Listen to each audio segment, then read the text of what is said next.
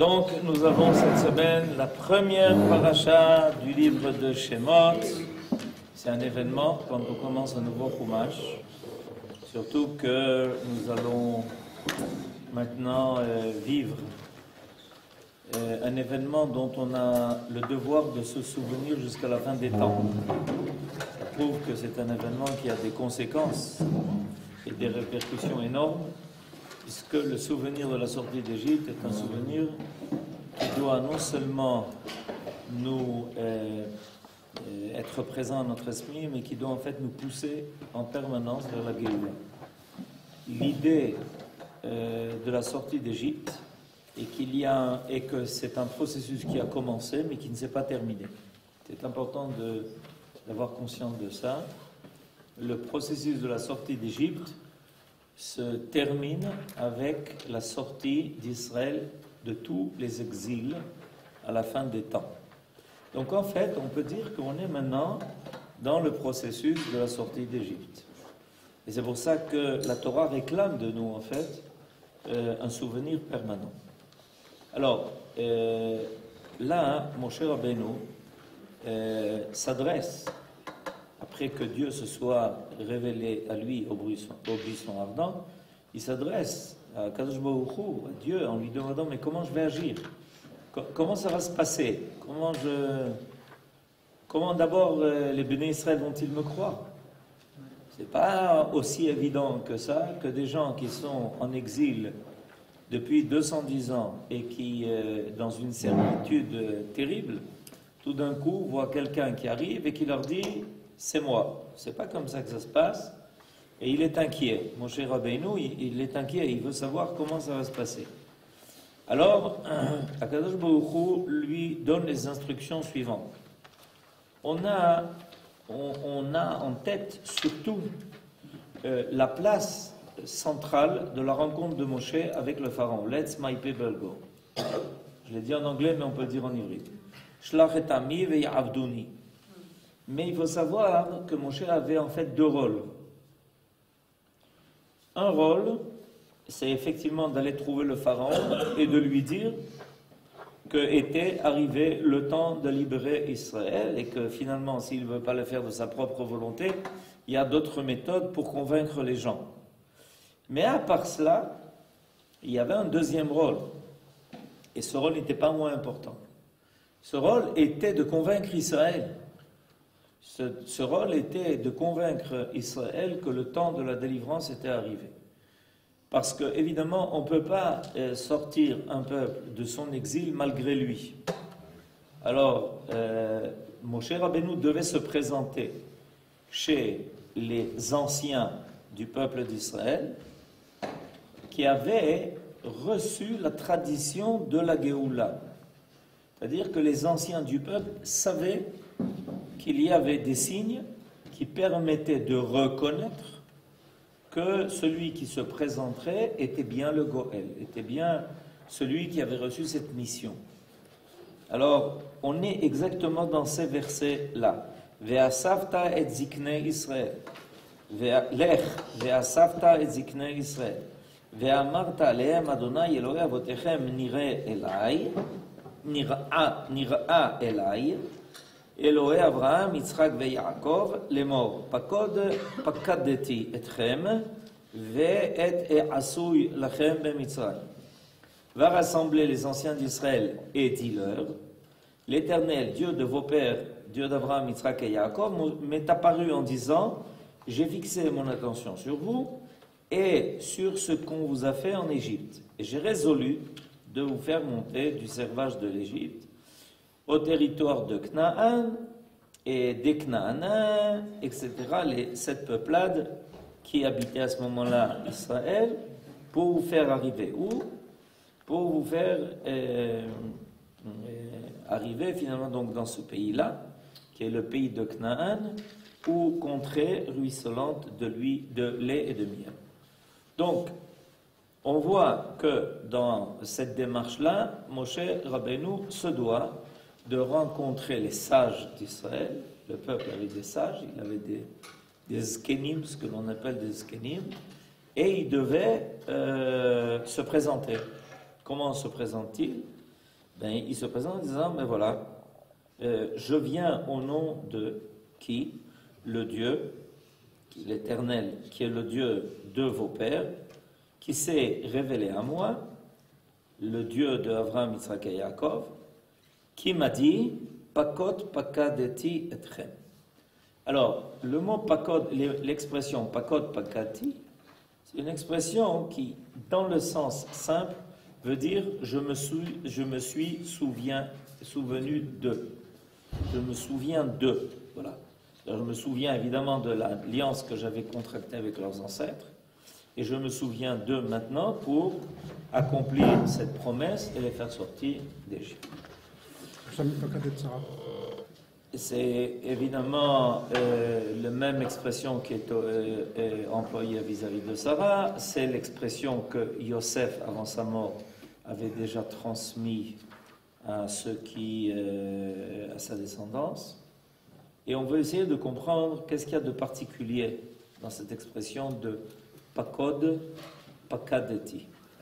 Alors, le Rav Munk nous aide à comprendre un peu plus en profondeur que veut dire pakod, pakadeti.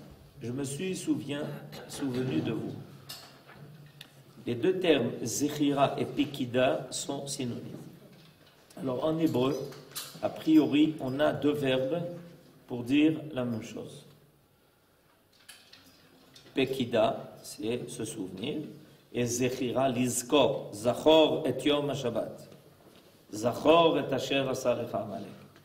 Il y a deux termes qui servent à parler du souvenir, Pekida et zechira. Seulement, en réalité, on a appris de nos maîtres qu'il n'y a pas en hébreu de synonyme. C'est-à-dire que si ces mots se ressemblent dans leur compréhension globale, dans leur compréhension plus précise, il y a une nuance qui est entre les deux, entre la zechira et la pekida. Et c'est ce qu'on veut essayer de comprendre, parce qu'à propos de la délivrance d'Israël d'Égypte, il est marqué pekida, il n'est pas marqué zechira. Quelle est la différence? Alors, pekida emporte l'idée d'un souvenir qui doit se matérialiser par un acte à une époque déterminée, alors que zechira se rapporte à un souvenir qui demeure présent à l'esprit en permanence. C'est-à-dire que pekida, c'est se souvenir de quelque chose pour le faire. Alors que zechira, c'est avoir à l'esprit, en tête, quelque chose qui a eu lieu. Alors, il y a une grande différence.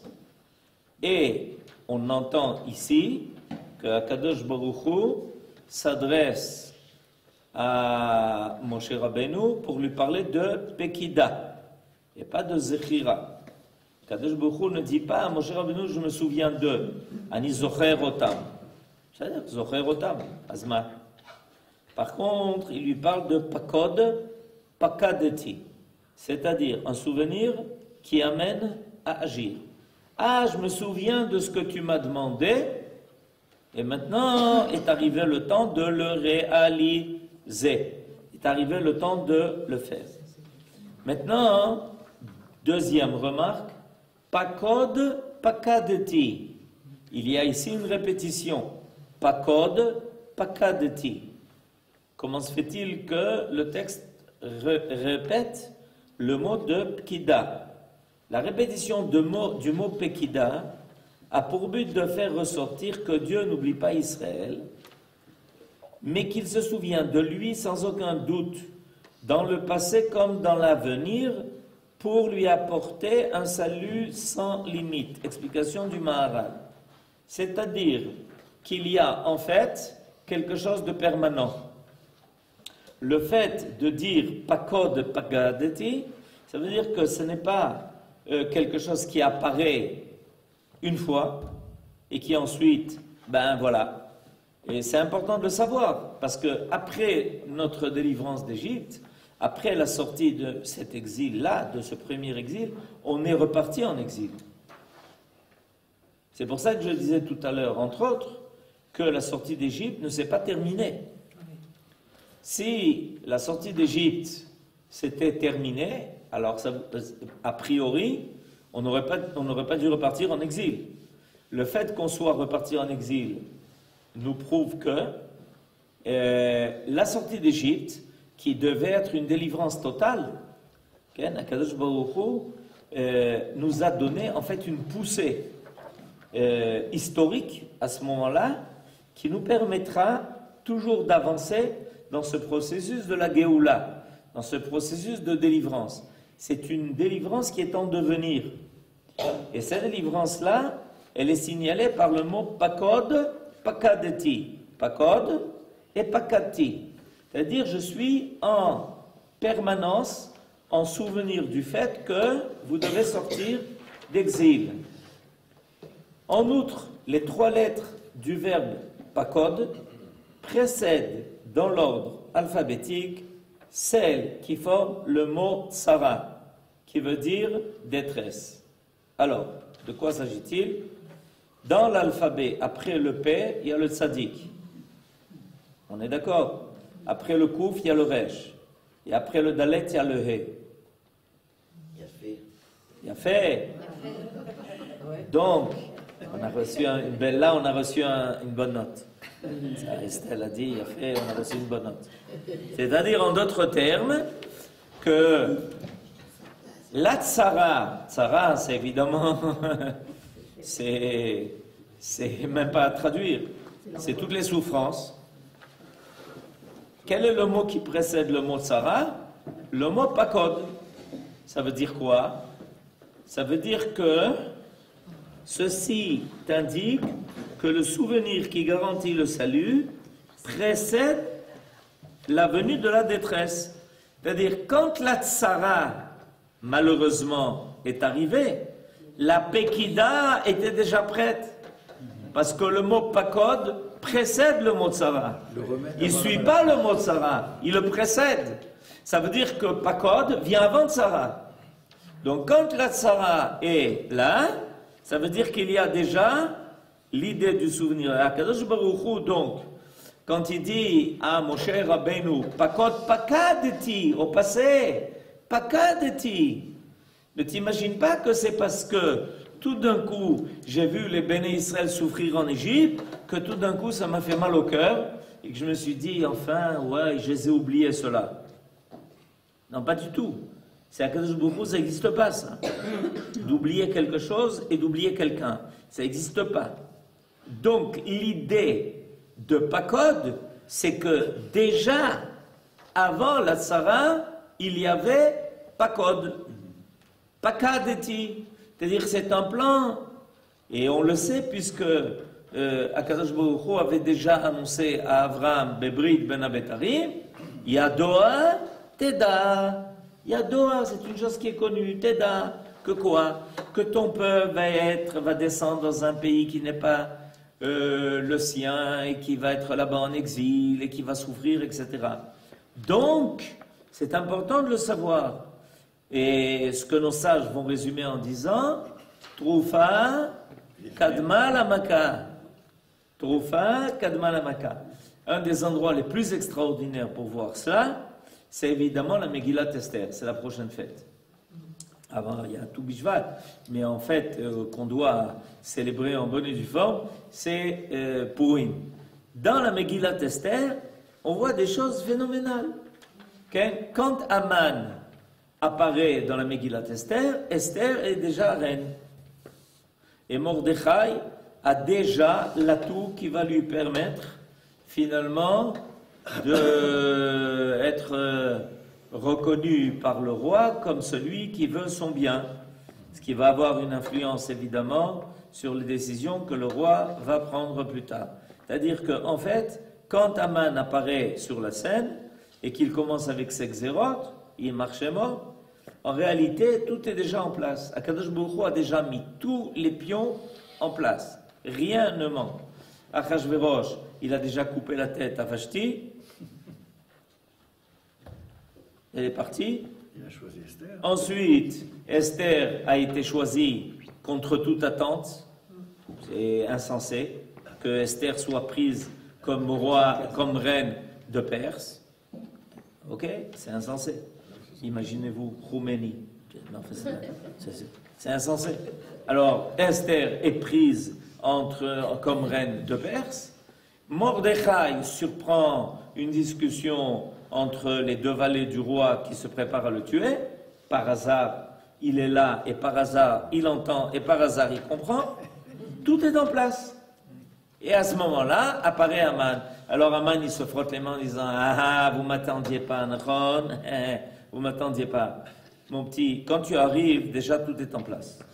Ok? Imaginez-vous que l'État d'Israël, que le retour sur notre terre n'ait pas commencé avant la Shoah. Et alors on serait parti où?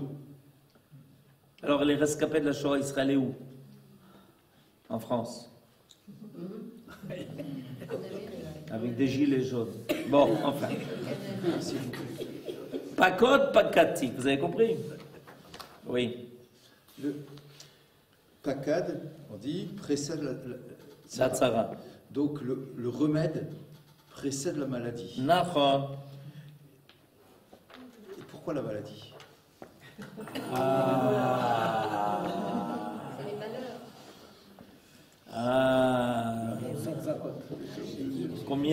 Combien d'heures on a avant Shabbat? Pourquoi la tzara? Parce que le mot tzara, en hébreu, littéralement, la racine vient du mot tsar. C'est quoi tsar? Étroit. C'est aussi d'ailleurs la racine du mot Mitzrayim. Ça veut dire qu'on est dans un monde qui est encore trop étroit pour recevoir le bien divin sans limite. Tzara, c'est les limites de l'apparition du bien dans ce monde. Plus on arrivera à élargir les frontières d'Israël, du monde, d'accord? Plus on arrivera à élargir ces frontières, plus, évidemment, le Tov que Akadosh Baruch Hu veut dispenser à son monde finit par apparaître. C'est-à-dire qu'en réalité, nous avons comme travail d'élargir les frontières, d'élargir le cli qui permet de recevoir le Tov. Quand il y a une situation où il y a une étroitesse de capacité de recevoir le Tov, ça s'appelle Tzara. C'est comme ça que ça s'appelle. Alors évidemment, on peut essayer maintenant de comprendre pourquoi telle forme, etc. Mais ça, c'est la définition globale du mal. La définition globale du mal, c'est que le monde dans lequel on est n'est pas encore préparé à recevoir tout le tov qu'Akadosh Baruch Hu veut lui donner. Et Akadosh Baruch Hu a demandé aux hommes, pour cela, d'être associés. C'est-à-dire d'élargir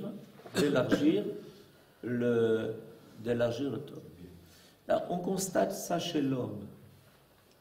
Par exemple, quand quelqu'un a du mal à assimiler toute la vie qui lui est proposée, il est angoissé. Ça veut dire quoi qu'il est angoissé? Il se sent à l'étroit. Ça passe pas. D'accord? En réalité, le problème, c'est pas au niveau de ce qui passe. Le problème, il est au niveau du Keli, qui n'est pas capable de recevoir encore, il n'est pas mûr, il n'est pas au point, toutes les définitions sont bonnes, et ça, c'est notre travail. Notre travail, c'est ça, c'est d'élargir. Mina metzar karatia anani bamerchavia. Toute l'idée, c'est qu'il y ait un merchav. Toute l'idée, c'est qu'il y ait quelque chose qui s'élargisse pour permettre au Tov d'apparaître. C'est une idée qui est fondamentale. Et ça, c'est un travail. Ce n'est pas un travail qui est facile. Parce qu'élargir les kelim, élargir ce qui permet de recevoir le Tov, c'est pas un travail qui est toujours facile, c'est un travail qui des fois est très difficile. Ça s'appelle tsara, c'est ça la tsara. Ok, pas Gréga. Il y a du bon dans le mal. Il y a quand même du bon dans le mal, parce que s'il n'y avait pas le mal, on aurait beaucoup de mal à définir le bon. Il n'y a pas de mal, on aurait beaucoup de mal. Oui. Voilà, non, je veux dire, dans ce mal, le mal fait progresser, parce qu'on est obligé de devenir meilleur. C'est-à-dire qu'on arrive à avoir cette distinction entre le mal et le bien. Automatiquement, ça nous fait avancer dans le bien. Ce qui nous fait avancer dans le bien, c'est ce sentiment que quelque chose est mal. Oui. Voilà. Ce qui est important, c'est pas que le mal est bien en lui-même. Le mal n'est pas bien en lui-même. Ce qui nous aide à progresser, c'est le sentiment que c'est mal. Parce que si on perd le sentiment que quelque chose est mal, ça ne nous fait pas progresser. Bien que le mal soit là. Le mal peut être là, mais il y a quelqu'un qui ça. Quelqu'un peut s'en accommoder, quelqu'un peut vivre avec, quelqu'un peut trouver ça légitime qu'il y ait du mal. Ça ne fait pas progresser. Ce qui fait progresser, c'est le sentiment, c'est la connaissance, c'est la conscience du mal. La conscience du mal nous aide à progresser. Pourquoi? Précisément parce que je viens de dire. C'est-à-dire que quand on a conscience du mal, on dit mais on est à l'étroit. On ne veut pas, on supporte pas cette situation telle qu'elle est. Et tout, à chaque fois que si on a mal quelque part, ça nous aide à aller chez le médecin. Si on n'avait pas la conscience du mal, on n'irait pas chez le médecin. Rien ne nous dérangeait. Ok? Rien ne nous dérangeait. Quelqu'un ne tousse pas, mais il a une pneumonie aiguë. C'est un problème. Il se sent en parfaite forme. Quand il arrive chez le médecin, on lui a dit peut-être c'est un peu tard, monsieur. Donc, ce qui est important, c'est cette conscience. La conscience du mal. C'est pour ça que la Torah insiste beaucoup sur la nécessité de la conscience du mal. On n'est pas content qu'il y ait une présence de mal. On n'est pas content de ça. Il faut faire très attention parce que des fois, on se trompe en disant tout est bien. Non, tout n'est pas bien, je vous le dis tout de suite. J'ai vérifié plusieurs fois, tout n'est pas bien. D'accord? Peut-être que, je ne sais pas, il y a des gens qui n'ont pas vérifié ça. Moi, j'ai vérifié que tout n'est pas bien. Par contre, la conscience du mal aide. Parce que la conscience du mal dit, mais ça ne va pas. Il y a quelque chose qui ne marche pas. Il faut qu'on améliore. Il faut qu'on fasse quelque chose. Il faut qu'on fasse un effort. Il faut qu'on... Pareil, les enfants d'Israël, par exemple, quand est-ce qu'ils sont sortis d'Égypte? Quand ils ont crié à Kadosh Baruch Hu, on n'en peut plus. Et alors, pourquoi à ce moment-là? Parce qu'à ce moment-là, il y a une prise de conscience qu'on n'est pas fait pour vivre en exil. On n'est pas un peuple qui est destiné à l'exil. On n'est pas là pour recevoir des coups. On n'est pas là pour que les Égyptiens prennent les nouveau-nés et les jettent dans le Nil. On n'est pas là pour ça. Zéou, il faut le sentir. Il faut avoir la conscience du mal. Et un des grands problèmes de la morale dans le monde, c'est qu'on essaye d'estomper la conscience du mal. On la rabote. Cette conscience du mal, on veut la raboter. Parce qu'on comprend que si les gens ont la conscience du mal, ils vont se révolter. Ils ne vont pas accepter. Ils vont mais c'est pas normal, c'est pas possible. Qu'est-ce qui se passe? C'est pas normal ce qui se passe, d'accord? Alors pour éviter cela, qu'est-ce qu'on fait? On rabote la conscience du mal en disant mais c'est pas si mal que ça, on peut comprendre, il y a des choses comme ça, écoutez, il n'a pas fait exprès, il n'a pas voulu, il a fait inconsciemment, il a fait ci, il a fait ça, il a fait ci, il a fait ça. Ok, on a compris, c'est mal ou pas? Point final. Zéro, c'est ce qu'on veut entendre. Et la Torah nous oblige à la conscience du mal. Elle nous oblige. Regardez comment Kadosh Baruch Hu s'adresse au Har Sinaï. Lo tirtzach. Lo tirtzach. Sache que tu es quelqu'un, c'est mal. Lo tirtzach. Lo tinaf. L'adultère, c'est mal. Oui, mais vous comprenez la situation dans laquelle il était, dans laquelle elle était. Shtuyot. Zelotov. Nigmar Asipur. Maintenant qu'on peut aider, etc., ça c'est autre chose. Il faut pas mélanger les trucs et les si. D'accord? C'est mal. Zéo, Nikuda. Lotignov. Oui, mais il n'avait rien à manger, etc. Il était obligé de payer la banque de trucs. Non. Lo tignov. C'est mal. Zéou. Tu sois pauvre ou que tu sois riche. Zélo méchané. Les circonstances, on les verra après. D'abord, c'est mal. Si tu ne reconnais pas que c'est mal, c'est à vous. Il n'y a plus rien. On ne sent pas la tsara. Si on ne reconnaît pas le mal, on ne reconnaît pas la tsara. Il faut reconnaître la tsara. Et des fois, on n'est pas suffisamment conscient de la tsara. C'est pour ça qu'on n'arrive pas à l'éviter. On n'arrive pas à... On n'élargit pas les kelim. Il faut élargir les kelim pour que le tov puisse apparaître. Zéou. À ce sujet, on dit justement à la surprise générale que Israël, Eretz, Hegda, Tova, Rochava. Alors on se demande, les gens disent quoi? Eretz, Ce que je disais tout à l'heure, il faut élargir les frontières. Non, c'est l'avenir d'Israël. Rahab, ça veut dire qu'elle est large, elle est grande, elle est spacieuse. Malgré ses petites La place pour tout le monde. Malgré sa petitesse. Elle est... La place pour tout le monde, pour tous les juifs. Bien sûr, non, mais c'est l'avenir d'Israël. Est-ce que ça s'adresse à tout le peuple ou à chaque individu en particulier? Quoi? Cet élargissement pour recevoir le tov?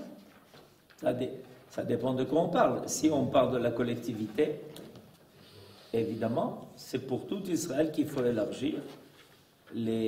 Tout doit être élargi. La chorma, la compréhension, la moralité, la responsabilité sociale, la responsabilité publique, c'est au niveau de toute la collectivité que ça doit se faire. C'est clair. Mais à part ça, chacun avec sa propre histoire, il a aussi, à son niveau, quelque chose à faire. À son propre niveau. Et si tu es capable de faire quelque chose de plus large, fais quelque chose de plus large. Ne sois pas étroit. Ne sois pas étroit. C'est clair. Quand on dit quelqu'un d'étroit, on a tout compris. Il est étroit. Ça veut dire quoi ça? C'est pas un problème de grandeur de chemise, d'accord? Il est étroit. Qu'est-ce que ça veut dire? C'est ça que ça veut dire. Ça veut dire tsara. Tsar. C'est ma'anien. Nos sages ont des expressions à ce niveau-là. Par exemple, quelqu'un qui n'est pas généreux s'appelle en hébreu tsar aïn. Tsar aïn. C'est quelqu'un qui n'est pas généreux. Tsar aïn. Ça veut dire il vit l'étroitesse. Son œil, il regarde par le trou de la serrure. Zéou. Gamarno. Il est bloqué sur le trou de la serrure. Plus que ça, il n'est pas prêt à laisser rentrer dans sa maison. Quoi? Ce qui passe par le trou de la serrure, il est prêt à ce que quelqu'un rentre chez lui. Tu passes par le trou de la serrure ou pas? J'ai du mal à passer par le trou de la serrure. Non, moi, je n'ouvre pas la porte. Si tu veux passer par le trou de la serrure, passe.